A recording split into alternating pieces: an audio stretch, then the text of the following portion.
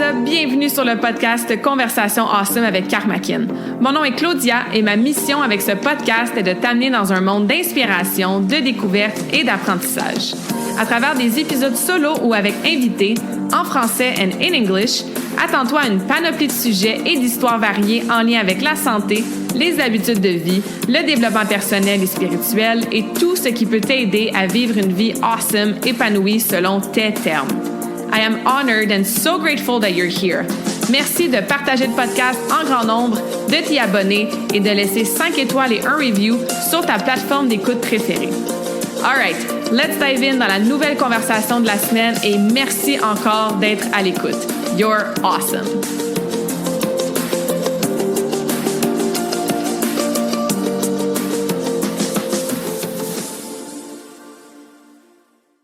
What is up, humain awesome qui est à l'écoute aujourd'hui? J'espère que tu vas bien, j'espère que tu es en pleine forme. Et si tu n'es pas en pleine forme, l'épisode d'aujourd'hui va t'aider encore plus. Surtout si tu n'es pas en pleine forme parce que peut-être que tu es un peu malade ou tu manques d'énergie ou peut-être que tu sens que ton système immunitaire est en train de combattre quelque chose ou il y a des gens sous ton toit ou à ton milieu de travail qui sont malades puis tu as comme peur d'attraper qu'est-ce qu'ils ont. Effectivement, aujourd'hui, on va jaser de qu'est-ce que je fais quand je sens que peut-être je vais être malade ou qu'il y a plein de gens autour de moi qui le sont. Et qu'est-ce que je recommande aussi à mes clientes quand ils me disent qu'elles sont malades. Ça fait plusieurs semaines que je veux faire cet épisode-là. J'y pensais beaucoup durant l'automne parce que, mon Dieu, on dirait que la saison de la grippe, des virus, des rhumes puis tout ça a commencé genre au mois de septembre. J'ai eu comme une vague de clientes qui me disaient qu'ils étaient malades, des gens dans mon entourage. Après ça s'est calmé, mais juste un petit peu. Puis ça a repris, on dirait, de plus belle en novembre et en décembre. Peut-être que vous l'avez vécu, peut-être que vous avez attrapé une affaire après l'autre. Puis je me disais, OK, il faut vraiment que je m'assoie puis que je fasse un épisode de podcast pour donner mes meilleurs trucs naturels et pour vous parler aussi de qu'est-ce que moi je fais justement quand je sens qu'il y a un petit quelque chose. Vous connaissez peut-être, c'est quelque chose qui est assez courant dans mon discours, puis c'est quelque chose pour laquelle je suis super fière, mais aussi très, très reconnaissante surtout, c'est que moi, je suis jamais malade. Un mal de tête, c'est comme, tu sais, genre, il y a 3 jours, j'ai eu un petit mini mal de tête, mais c'est parce que j'étais sur l'ordi vraiment longtemps le soir, puis j'avais ma lumière, mon ring light, là, avec la lumière super forte dans mes yeux, puis je sais que c'est ça qui m'a créé un petit mini mal de tête. Des syndromes prémenstruels, j'ai pas ça. Tu sais, moi, une crampe, je sais pas c'est quoi. Je vais le sentir peut-être un peu dans mon énergie, tu sais, qui diminue, peut-être un petit peu plus à fleur de peau, mais c'est super subtil. Quand je sens que, il y a peut-être quelque chose, un virus, justement, que mon corps est en train de combattre, je vais peut-être moucher un petit peu plus mon nez pendant quelques jours. Je vais peut-être sentir un petit peu d'inflammation dans ma gorge, mais ça reste comme ça. Ça guérit vite, ça passe rapidement et ça devient jamais, en fait, je dirais pas jamais, mais mettons, une fois par genre 5-10 ans, ça devient quelque chose. Mais habituellement, ça ne devient jamais plus grave que ça. Habituellement, je garde mon énergie quand même. J'ai pas besoin d'annuler quoi que ce soit dans ma vie, dans mes meetings, dans mes coachings, dans mes entraînements même. Fait que c'est toujours très, très subtil si j'ai des symptômes qui pourraient indiquer que, je combats un virus ou j'ai attrapé quelque chose de quelqu'un. En fait, j'ai fait de la fièvre à Paris l'année passée. J'en ai parlé dans un épisode de podcast. C'est toujours une anecdote que j'aime bien raconter qui me fait bien rire. Mais bref, tout ça pour dire que j'ai vraiment un bon système immunitaire. J'ai des bonnes habitudes de vie. Je suis bien équipée. Là. Ma mère, elle nous disait quand on était tout petits de parler à nos petits soldats. Ça, je vais en parler dans un des trucs que je vais vous présenter aujourd'hui. Mais il y a tout le côté aussi mindset, puis la façon qu'on est élevé, programmé, etc. Fait que bref, c'est de tout ça que je veux jaser aujourd'hui pour m'assurer que le reste de votre hiver, le reste de votre année même, vous soyez le moins possible malade. Puis ça se peut qu'il y ait des virus qui se promènent dans les garderies, entre autres à l'école, mais au moins, toi, si tu attrapes quelque chose, tu vas t'en ressortir plus vite. Tu n'auras pas besoin de prendre 15 jours d'antibiotiques qui va tout maganer ton gut, ta flore intestinale. Je sais, des fois, on n'a pas le choix, mais si on peut booster son système, améliorer sa santé, puis éviter de tomber vraiment malade avec des méthodes naturelles qui sont ultra efficaces, ultra puissantes, ben c'est tant mieux. Puis c'est des choses que c'est super facile à faire, qu'on a tout assez accessible, souvent à la maison ou avec notre propre corps. C'est des choses qui coûtent rien ou presque. Fait que c'est vraiment cette liste-là de trucs naturels que je veux jaser aujourd'hui dans le podcast. Fait que c'est ça, ça faisait un petit bout que je voulais vous jaser de ça à cause de, comme je vous ai dit, l'espèce de réalité de la société à l'automne, là, que vraiment beaucoup de gens étaient malades. Moi, personnellement, j'ai eu des petits symptômes aussi. Donc, en novembre, à Curaçao, 2 jours avant de partir, là, j'avais senti un soir en allant me coucher que, oups, ma gorge a commencé à enfler un petit peu. Puis j'ai utilisé des trucs que je vais vous mentionner aujourd'hui, puis c'est parti. Puis tu vois, je pense à cause de l'avion, à cause du chaud, froid, l'air climatisé dans la voiture, par exemple. Mais quand j'étais à Curaçao, comme je mouchais du nez le matin, for some reason. Mais j'avais aucun autre symptôme. Puis après ça, en décembre, même chose. Bon, c'est sûr que j'ai passé beaucoup de temps à l'hôpital à cause de mon grand-père. En plus, il y avait une éclosion de genre 7 virus sur l'étage parce qu'on était... j'exagère, là, mais bref. Puis, tu sais, bon, à l'hôpital, hein, t'es exposé à plein de choses. J'ai vraiment mal dormi pendant, là, quand même assez longtemps, là, plusieurs jours de suite. Fait que je me sentais évidemment plus vulnérable au niveau de mon système immunitaire. Fait que là aussi, là, pendant le temps des fêtes, début de l'année, tu sais, j'avais besoin de moucher mon nez quelques fois. Mais c'est tout. C'est pas devenu quelque chose qui m'a cloué au lit parce qu'encore une fois, j'ai vraiment priorisé les trucs que je vais vous dire aujourd'hui. Fait que c'est pas de se dire qu'on est immunisé puis que jamais ça va nous arriver puis que c'est utopique de penser que les enfants ramèneront pas de virus de la galerie ou de l'école. Effectivement, il y a des choses sur lesquelles on a peut-être moins le contrôle puis on est exposé à plein de choses. Mais c'est d'utiliser ces trucs-là pour avoir une espèce d'armure corporelle et même mentale pour être équipé. Et des fois, je fais la blague avec certaines amies. Par exemple, mon amie Emma, quand elle est venue me rejoindre en Espagne, on avait loué une voiture, donc on était assis évidemment proche dans la voiture, tu sais, puis la première journée, elle était comme, je suis vraiment désolée, elle dit, c'est sûr que tu vas tomber malade, là, moi je suis là dans le char, puis je tousse, puis je morve, puis tu sais, j'étais un peu malade, tu sais, en ce moment, dans le début de notre voyage, puis j'avais dit en riant, comme, c'est un bon test pour mon système immunitaire, puis inquiète-toi pas, je tomberai pas malade, tu sais, puis effectivement, je suis pas tombée malade du tout, là, tu sais. Fait que j'aime bien dire ça, que, OK, c'est bon, oui, expose-toi ou plutôt, c'est quoi l'autre mot? Genre, quasiment fait exprès pour me tousser dans la face. C'est cool, ça va comme booster mon système puis le faire activer, tu sais. En plus, à un moment donné, j'étais partie avec ma soeur puis ma mère. Puis bon, ma soeur était un peu malade. Puis là, elle a bu dans de l'eau, dans un verre d'eau. Puis j'avais soif. Fait que là, j'ai fait la blague un peu à ma mère. J'ai pris le verre à ma soeur. Puis j'ai dit, elle est malade, hein? Bon, parfait, on va tester mon système immunitaire. Puis j'ai pris une gorgée d'eau dans son même verre, tu sais. Finalement, j'ai été correcte. Puis en plus, je pense qu'elle avait la COVID à ce moment-là, puis je l'ai pas attrapé, tu sais. Moi, je l'ai pas attrapé jamais, là, encore, ce virus-là. Fait que bref. On peut voir ça un peu comme ça, comme un petit challenge avec nous-mêmes. Et si, comme je vous dis, vous êtes quelqu'un qui tombe souvent malade, j'espère vraiment que les trucs que je vais vous donner aujourd'hui, ça va vous aider à prévenir ça, puis aussi à avoir des outils dans le moment, là, quand ça arrive. All right, so let's dive in. Bon, je reviens à, c'est ça, mois de novembre, mois de décembre, quand, je commençais à avoir mes petits symptômes, je réalisais qu'il y avait plein de gens autour de moi qui étaient malades. Bien, c'est sûr que dans ces moments-là, souvent, je le fais de toute façon naturellement, surtout quand je sais que je vais passer une partie de l'hiver ici et pas en voyage où est-ce qu'il fait chaud, bien, je vais booster mes suppléments. Je prends beaucoup de suppléments. Je suis pro-supplément. Faut que ça soit de excellente qualité, il faut que ça soit pour les bonnes raisons, il faut que ça soit utile et que ça fasse une différence dans ton corps. Fait que moi, j'ai ma liste de suppléments que je prends à l'année longue et quand on arrive dans ce genre de situation-là, c'est sûr que je vais booster un petit peu plus mes suppléments. Fait qu'au lieu de prendre, mettons, quantité X de vitamine D, je vais en prendre plus. De la vitamine C, par exemple, en supplément, j'en prends pas toute l'année, mais c'est sûr que j'en prends durant l'automne et durant l'hiver. Il y a de l'huile d'origan que je pense que tout le monde, à moins que vous ayez des contre-indications, mais je pense que tout le monde devrait avoir une bouteille d'huile d'origan dans sa petite pharmacie naturelle et c'est incroyable à quel point c'est puissant. Donc, encore une fois, dans ces moments-là plus vulnérables, j'utilise l'huile d'origan, peut-être pas nécessairement à tous les jours. En fait, j'utilise pas ça tous les jours, mais dans des moments comme ça, là, oui, je vais peut-être prendre 2-3 gouttes à tous les jours. Et là, si je sens que j'ai des débuts de symptômes, ben là, je vais booster ça là, 3 fois par jour minimum. Quoi d'autre? Magnésium, zinc, tu sais, tout ce qui est vitamines, minéraux, oméga 3. Fait que c'est des choses que je vais peut-être prendre plus fréquemment ou en plus grande quantité dans ce genre de situation-là. Quoi d'autre? J'ai du Suro, S-U-R-O aussi, qui est super efficace, que je prenais, mettons, avant d'aller dormir, qui aide beaucoup au niveau, justement, de la gorge, etc. Donc, du elderberry, là, ce petit fruit-là, qui est naturel. Ça, c'est super efficace aussi.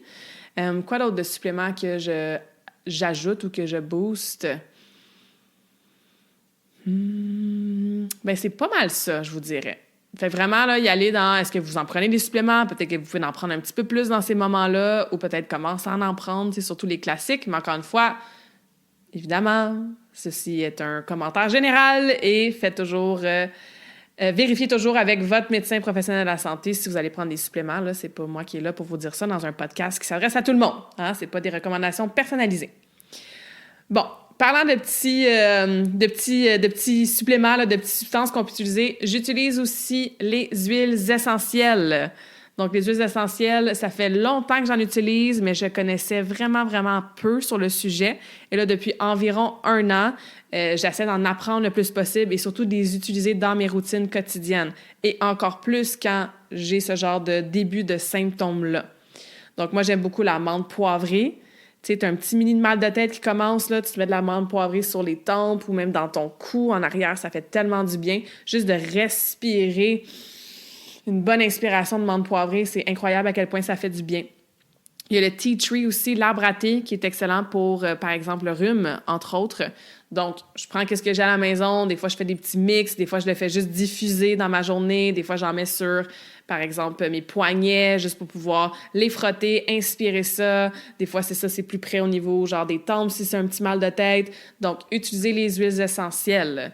Moi, j'utilise doTERRA. J'ai un lien sur mon site web, là, sur la page Explore, qui vous donne, si je me souviens bien, c'est une année d'adhésion gratuite avec 25 % de rabais, mais peut-être que je dis de la merde, là. Mais bref, si vous allez sur ma page Explore, vous allez voir, là, dans la première section, c'est tous les produits, les services, les collaborations que j'aime utiliser moi-même, que je recommande. Donc, doTERRA, là, une compagnie super connue, là, avec des huiles de vraiment bonne qualité.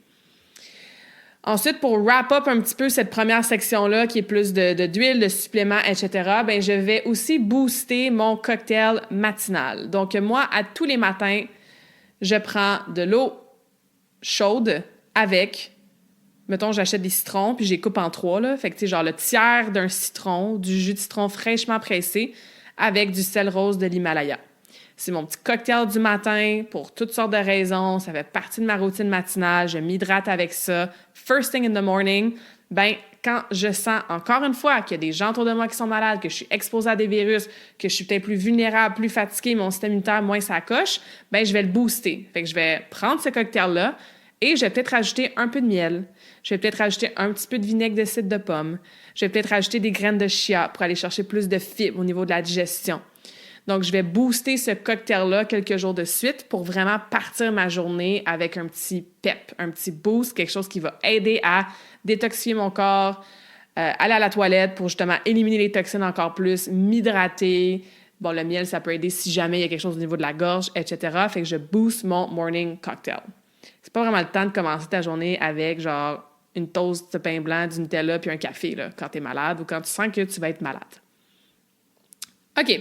Au niveau maintenant on reste un peu dans qu'est-ce qu'on peut prendre, qu'est-ce qu'on peut utiliser comme produit, comme huile, etc. Bien, c'est sûr qu'au niveau de l'hydratation et la nutrition, bien, je fais encore plus attention. Je fais encore plus un grand focus, une grande priorité sur mes choix alimentaires. Puis ça, je sais que c'est tough, guys, parce que quand on file pas bien, ça nous tente pas de manger des brocolis. Des fois, on a zéro appétit ou on a envie de manger du sucre ou de la scrap ou des chips parce qu'on pense que ça va nous donner un petit peu de réconfort puis qu'on va aller un petit peu mieux. C'est rare aussi quand on est malade, qu'on a envie de cuisiner ce genre de repas-là avec des grosses salades puis ben des légumes puis ben des fruits puis des bonnes protéines. Tu sais, je le sais que c'est pas facile. C'est toujours important de manger clean, là, manger près de la nature, mais encore plus quand tu es malade parce que ton corps, il a littéralement besoin d'aide. Il a besoin de ces petits ouvriers-là que j'appelle dans l'usine qui est le corps humain. Il a besoin des fibres, il a besoin des protéines pour reconstruire qu'est-ce qui est en train de break down. Il a besoin de l'eau, beaucoup, beaucoup, beaucoup d'eau, encore plus que d'habitude, pour non seulement flusher ton corps du virus ou de qu'est-ce qui s'installe, que ce soit au niveau d'inflammation ou peu importe, mais aussi pour aller hydrater tes cellules de la bonne façon. Tu as besoin de tes vitamines, tu as besoin de tes minéraux. On les trouve dans plein d'aliments, mais surtout dans les fruits et les légumes colorés. Fait que peut-être que tu manges de la soupe, tu te fais un potage maison avec full de légumes dedans. Peut-être que tu te fais des smoothies si c'est l'été, puis tu vas mettre un paquet de fruits et légumes. OK, mais essayez d'avoir une nutrition le plus variée en termes de couleurs, le plus près de la nature possible. Parce que ce qu'on veut surtout pas faire, c'est activer encore plus les virus qui sont à l'intérieur de toi, les bactéries, l'inflammation. Right? On veut surtout pas créer plus de mucus si t'es en mode genre je morfe, puis je tousse, puis je crache. Tu sais? Fait que c'est sûr que les produits laitiers, on oublie ça. Le sucre, on oublie ça. Les mauvaises bactéries dans nos intestins, dans notre gut, ben quand on leur donne du sucre, eux sont sur le party. Puis ils se multiplient encore plus. OK? Là, tu vas me dire, ouais, mais Claudia, il y a du sucre dans le fruit. On parle de fructose, on parle de sucre qui vient avec vitamines, minéraux, fibres, eau, antioxydants, polyphénols, etc. Fait que ça n'a pas le même effet qu'une Kit Kat. On se comprend. Donc, je sais que c'est pas facile de garder une bonne nutrition optimale quand on est malade, mais c'est encore plus important.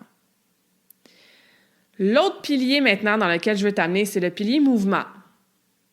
C'est toujours un sweet spot à trouver, à essayer, à figure out pour soi-même entre le repos, genre, je ne bouge pas mon corps, je reste évachée, je fais des siestes, je dors beaucoup. Et ou, les deux vont ensemble, bouger quand même mon corps. Donc moi, est-ce que je vais aller faire un gros workout de powerlifting avec 10 séries de squats ou un workout de HIIT où est-ce que je vais me donner à fond dans l'intensité pour mon cardio? Non, parce que je vais causer encore plus un méga stress sur mon corps. Mon corps, il n'arrache déjà. Il est déjà en train de combattre quelque chose.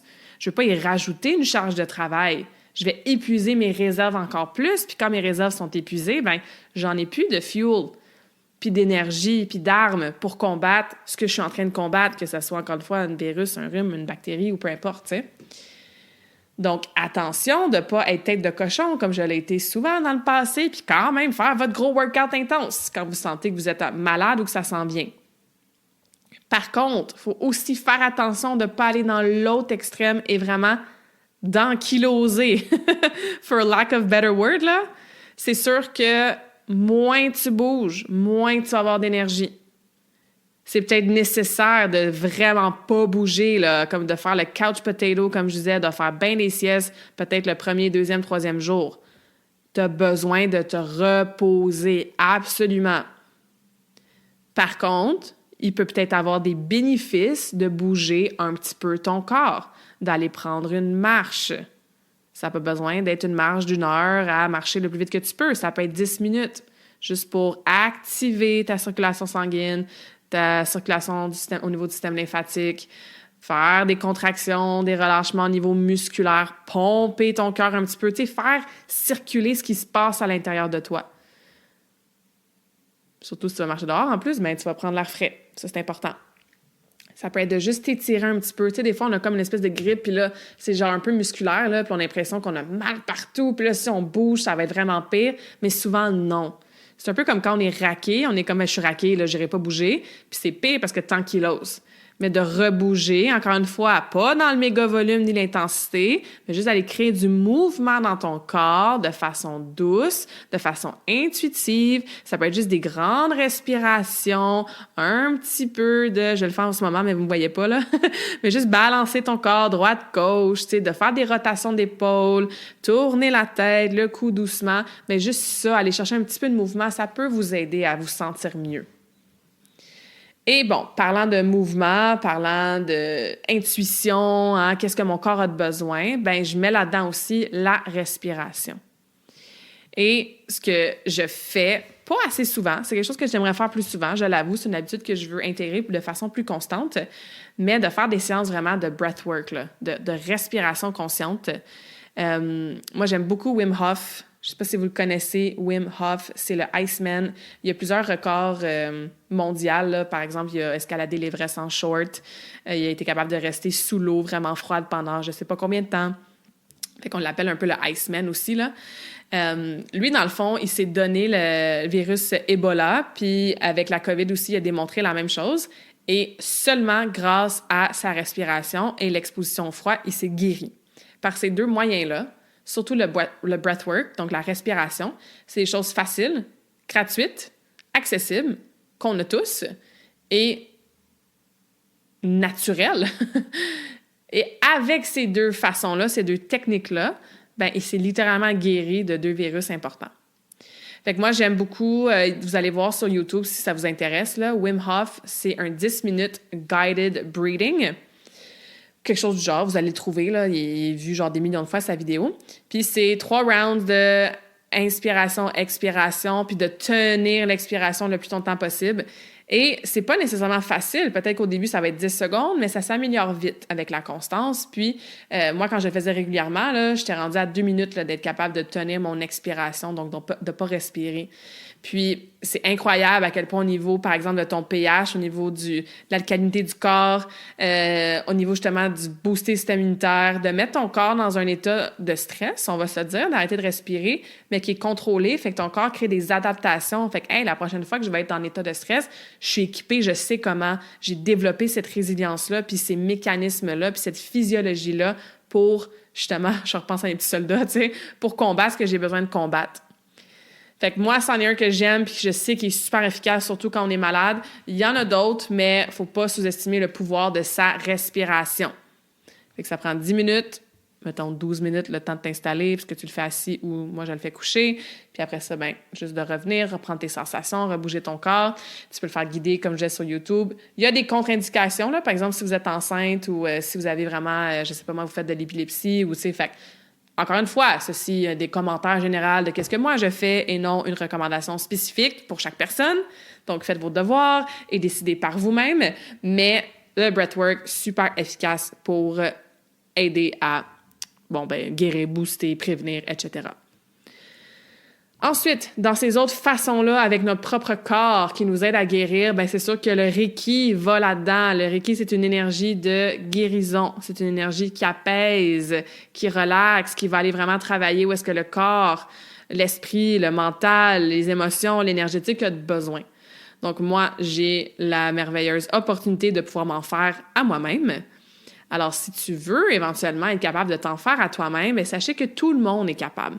Tout le monde peut réouvrir le canal entre nos chakras à nous et la connexion à l'énergie du Reiki dans l'univers ou la source, utilisez le mot que vous voulez. Donc, tout le monde peut se faire initier pour réouvrir ce canal-là, cette channel-là, et vous allez pouvoir vous en faire par vous-même, à vos enfants, à vos animaux.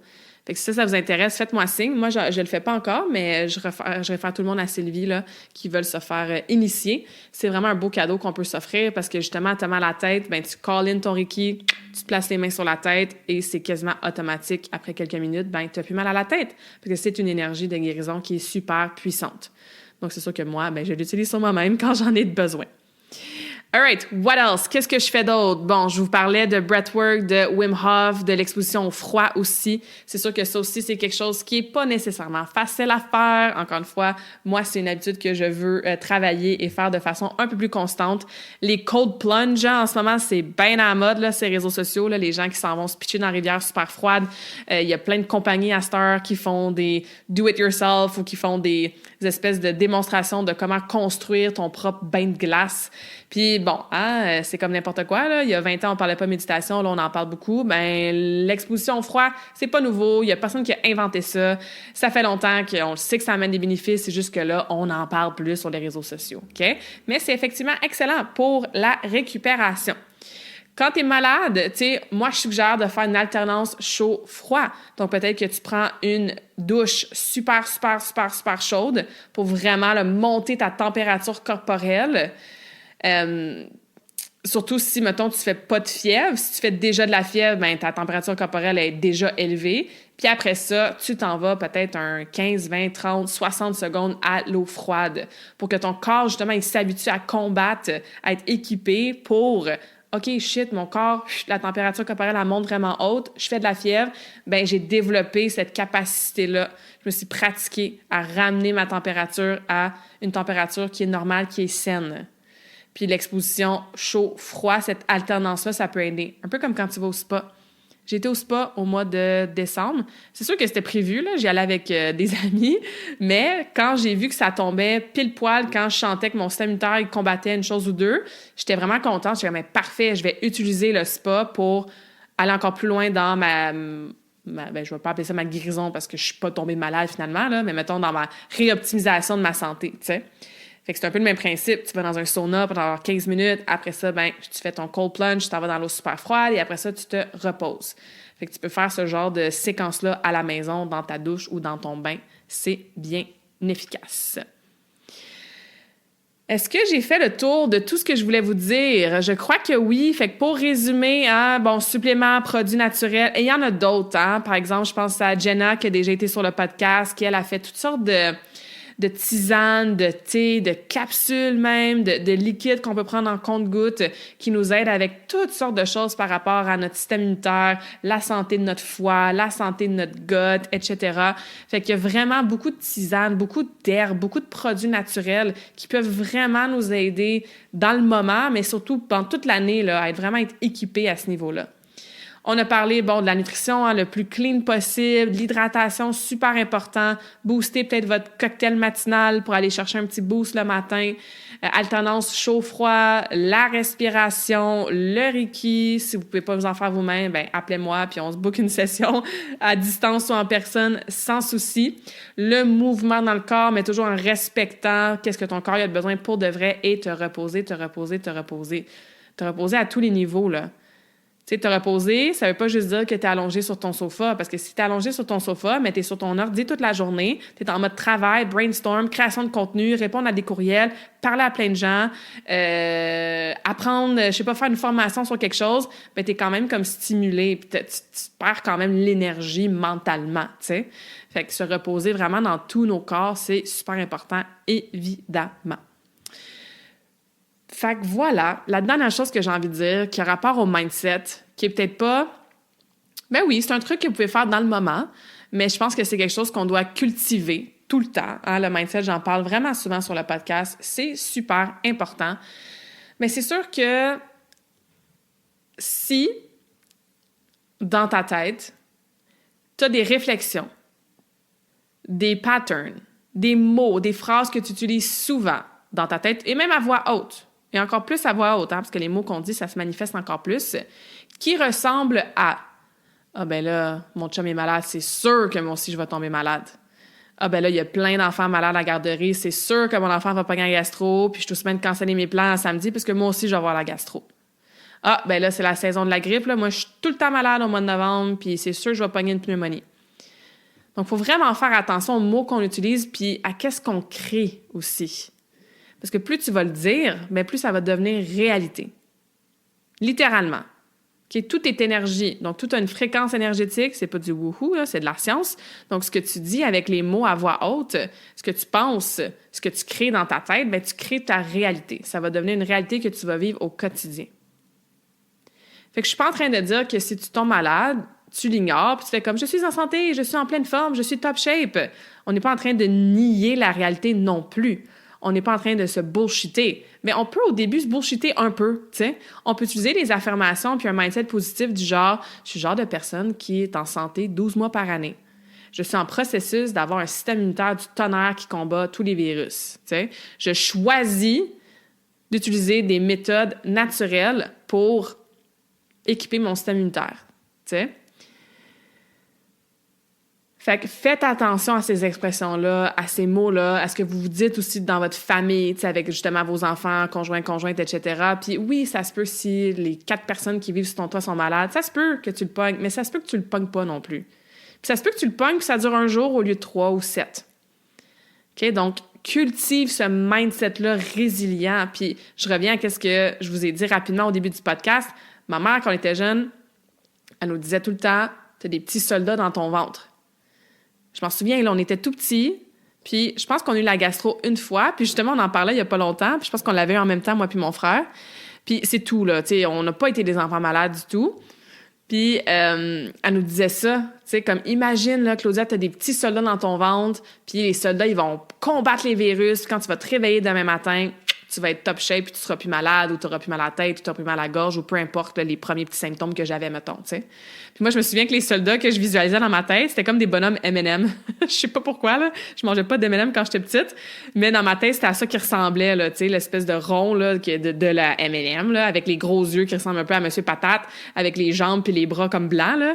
Puis genre, j'y voyais justement avec des armes, puis comme qui combattaient les virus dans mon ventre, tu sais. Mais ça, c'est pour vous dire à quel point le mindset, à quel point notre esprit, nos pensées affectent notre santé. Puis justement, aujourd'hui, je m'en revenais d'un networking lunch, puis j'écoutais un épisode de podcast avec Joe Dispenza. Si vous ne connaissez pas Joe Dispenza et tout ce travail-là de subconscient, de quantum field, de moment présent éternel, d'abondance, de manifestation, lui, il est vraiment le pont parfait entre la spiritualité, le mystical, puis aussi la science. C'est super intéressant. Il y a plein de livres, il y a plein de contenu sur Internet. Donc, Joe Dispenza. Fait que bref, j'écoutais un de ses podcasts aujourd'hui, puis c'est de ça aussi, encore une fois, qu'il parlait, là, tu sais, à quel point on crée littéralement certaines maladies dans notre corps juste par nos pensées, tu sais. Fait que bref, ne sous-estimez pas non plus ce qui se passe entre vos deux oreilles quand vous commencez à être malade ou quand vous êtes exposé à plein de virus. Puis moi aussi, un autre petit exemple que j'ai fait, que tu pourrais ajouter à ta liste, ben moi, je fais toujours une méditation guidée le matin et souvent, je vais en faire une deuxième durant la fin de la journée ou l'après-midi qui n'est pas guidée.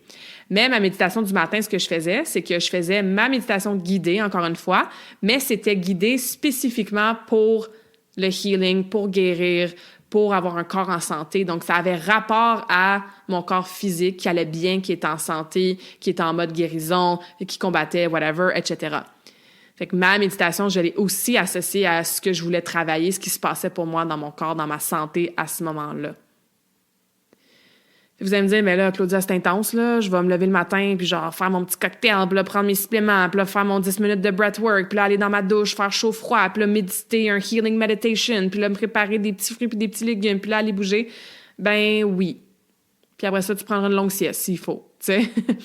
Mais c'est ce genre de tools, d'outils, de stratégies, de changement de mindset, de prise de conscience qui sont toutes naturelles, qui coûtent toutes rien ou presque, que tu as toutes déjà accessibles chez toi ou presque. C'est ça, en anglais, Mark Hyman, il dit une pharmacie avec un F pour food, tu sais. Comme au lieu d'avoir une pharmacie avec plein de médicaments, de choses artificielles qui ont été créées, qui viennent pas de la nature, qui nous causent peut-être des symptômes, des effets secondaires. Encore une fois, ça a sa place, ce genre de médicaments-là, c'est sûr. Mais si on peut faire en sorte qu'on développe des réflexes, développe des habitudes de vie, développe un mindset, développe un système immunitaire qui fait en sorte qu'on se rend pas là à attendre 4 heures et plus à l'urgence ou à devoir sortir de la maison puis aller à la pharmacie. Puis bon, si on peut utiliser tout ça pour justement guérir soi-même puis reprendre ce pouvoir-là qu'on a, bien, c'est-tu pas freaking wonderful, hein? Puis il y aurait bien moins de monde dans les hôpitaux, puis on serait bien plus en santé, on aurait plus d'énergie, etc., etc., etc.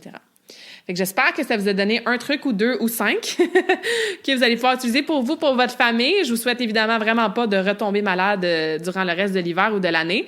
Mais si ça vous arrive, vous avez maintenant des peut-être nouvelles options pour vous guérir là, vous-même avec des choses naturelles qui sont super efficaces. Et parlant de, système immunitaire pour toute l'année, des choses qu'on met en place, pas juste quand on est malade, mais toujours en amont pour vraiment développer cette résistance-là, pour avoir des petits soldats qui sont efficaces. Mais tu sais, vous le savez, là, c'est l'accumulation de toutes vos habitudes de vie pendant toute l'année qui va faire en sorte que vous allez être équipé pour faire face à la saison de la grippe ou à whatever else qui vous rend plus vulnérable à certaines maladies. Okay? Et il n'y a pas de recette miracle. Il faut approcher chaque pilier de la santé de façon progressive, avec une habitude à la fois, avec des stratégies pour les mettre en place pour que ça dure sur le long terme, avec des prises de conscience, des réalisations, des aha moments, pour qu'on puisse avoir de l'énergie, qu'on tombe pas malade aussi souvent, qu'on se sente bien dans son corps, qu'on ait la force pour s'améliorer dans nos activités sportives, pour qu'on ait une meilleure relation avec la nourriture, puis qu'on ait envie de bien manger parce qu'on se sent mieux, puis que ça affecte positivement notre sommeil, puis qu'on ait plus d'énergie, de productivité dans la journée, qu'on retrouve du temps. Tu sais, c'est toutes des choses qu'on veut. Mais des fois, on ne sait pas trop quoi faire pour y arriver, ou on a trop de choses qu'on se dit qu'on doit faire, ça devient overwhelmant, on ne sait pas par où recommencer, on passe du tout ou rien, on a l'impression de recommencer à zéro à chaque début d'année, à chaque lundi matin, et c'est vraiment ma mission de vous sortir de ce pattern-là, puis de vous amener à créer des changements durables. Puis c'est tout ça, le défi Karmakin. Le défi Karmakin, vous le savez, ça fait longtemps que je vous en parle. C'est des centaines de femmes qui ont passé au travers dans les dernières années. Puis la prochaine cohorte, elle commence là. Elle commence le 28 janvier. C'est 12 semaines. On va travailler les 4 piliers: mouvement, nutrition, mindset, récupération, avec une habitude par pilier par semaine. Donc, tu vas savoir sur quoi focusser, tu vas comprendre pourquoi c'est important cette habitude-là, tu vas avoir des ressources supplémentaires si tu veux en apprendre plus, tu vas avoir le accountability de moi puis du groupe qui va t'aider à être dans l'action constante. On fait des check-ins à chaque semaine pour voir comment ça va, tu as le support de la communauté dans le groupe Facebook si jamais tu as des défis, des questions que tu veux partager. Moi, je vous reviens avec des capsules de feedback à chaque lundi pour partir la semaine sur le bon pied. Et on fait des coaching calls à chaque 2 semaines aussi, ce qui vous permet de plonger en profondeur dans un pilier avec moi, de poser vos questions, de connecter avec les autres participantes. Et à la fin du défi, dans 3 mois, c'est sûr que tu es dans une nouvelle version de toi-même.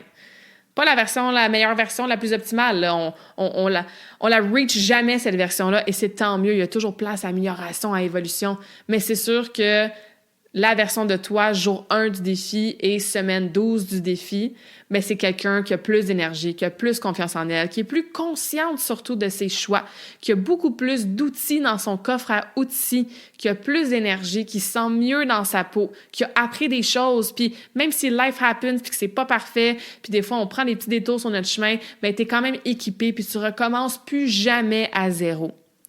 Fait que si tu te reconnais là-dedans, si tu as envie que 2024 parte avec ce genre de mindset-là, de support-là, d'aide-là, de cheminement awesome-là, inscris-toi, défi Karmakin, va sur mon site internet karmakin.ca, dans l'onglet service, il y a une page complète qui explique vraiment tout le défi, qu'est-ce que ça comprend, les prix, les reçus sont disponibles si tu as des assurances qui couvrent les services en kinésiologie et naturopathie en plus, parce qu'il y a une portion là, individuelle dans le défi. Puis voilà, en fait, c'est tout ce que j'ai à vous dire pour le défi. Mais je pense que ça s'entend. J'adore coacher ce programme-là. Il y a des femmes qui le font 2 fois, 3 fois, 4 fois. Il y a des gens que ça fait 5 fois qu'ils font le défi. Et oui, il a changé dans sa formule beaucoup dans les dernières années, mais quand même, on revient, on le refait, on continue de s'améliorer et ça crée vraiment des changements awesome. Puis tu le mérites, là, tu sais. Tu le mérites. Donc, si tu attendais un signe, le voici. Je t'invite à t'inscrire, à venir nous rejoindre dans la cohorte. Comme je te disais, si tu écoutes cet épisode-là avant le 28 janvier, c'est super. On commence le 28 janvier, donc très bientôt. Puis si tu écoutes ça après le 28 janvier, c'est pas grave. Reste à l'affût pour la prochaine cohorte ou contacte-moi si tu veux du coaching en one-on-one ou voir comment d'autres je peux t'aider. Mais c'est important. Tous les trucs qu'on a donnés aujourd'hui, ça va vous aider dans le moment avant d'être malade ou quand vous commencez à être malade, mais c'est sûr que de développer des saines habitudes de vie constantes au quotidien, c'est ce qui va vous aider à avoir un système immunitaire de feu puis des soldats en feu aussi pour combattre tout ça. All right? Donc, as always, si t'as écouté la conversation aujourd'hui puis t'es comme « Ah, faudrait que ma collègue en entende ça » ou « Ah, je vais envoyer ça à mon ami », bien, partagez l'épisode, s'il vous plaît. Taguez-moi sur les réseaux sociaux. Laissez un rating and review sur le podcast. Ça m'aide vraiment à faire grandir le podcast pour qu'il y ait plus de gens qui prennent soin de leur santé de la bonne façon. Fait que merci, merci, merci. À chaque fois que vous partagez le podcast, bien, ça me fait vraiment chaud au cœur. Et comme à chaque fin d'épisode, je vous laisse avec un quote. « The body is a self-healing organism. So it's really about clearing things out of the way so the body can heal itself. » Je vous traduis ça vite, vite. Le corps, c'est un organisme qui se guérit lui-même, soi-même. Fait que vraiment, là, l'objectif, c'est de clearer, c'est ça ma traduction française, de nettoyer, d'enlever les choses hors du chemin pour que le corps puisse vraiment se guérir. Fait que c'est quoi ces choses-là qu'on devrait enlever du chemin pour se permettre de guérir soi-même? Parce que oui, le corps a cette capacité-là. Ben, c'est les mauvaises habitudes, c'est les mauvaises relations, c'est le mauvais discours interne négatif. Fait que je vous souhaite de tasser tout ça du chemin pour redonner le pouvoir awesome qu'a votre corps de se guérir.